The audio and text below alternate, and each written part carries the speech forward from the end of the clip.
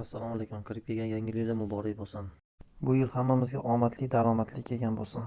Yangi yilda uylarni baxtga to'ldirib, osmonimizni nurga to'ldirishini Allohdan so'rab qolaman. Bugun 31 dekabr, quyosh chiqqani yo'q. Kuni bilan qor yomg'ir yog'ib, 1 kilovati 910 vatt berdi.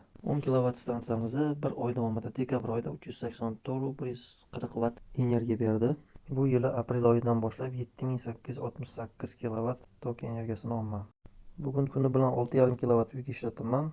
Dekabr oyiga esa to'liq 283 kilovat tok ishlataman. 2025-yil davomida 2,5 kilovat tok ishlataman. Quyosh stansiyamni aprelda ishga tushirganimda 3 kilovat edi.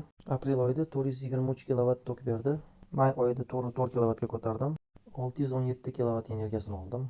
Iyun oyida kunlar uzayib 975 kilovat energiya berdi. Iyun oyida 1087 kilovat energiya oldim. Avgust oyida 7300 kilovatga kuchaytirdim panellarni. 1226 kilovatga ko'tarildi. Avgust oyida sentyabrga kelib kunlar qisqarib 1111 kilovat oldim. Oktyabr oyida panellarni 10 kilovatga ko'tardim va 1142 kilovat energiya oldim. Noyabr oyiga kelib 870 kilovat oldim. Dekabr oyida 384 kilovat berdi. Davlatga sotgan tokim dekabrda qo'shganda 4,850 ming tok sotildi. Like bosib xalqimizga tarqatib qo'yamiz. Podpiska bosib qo'ysanglar har kun, har oy va yilligini yana tashlab turishda davom etamiz.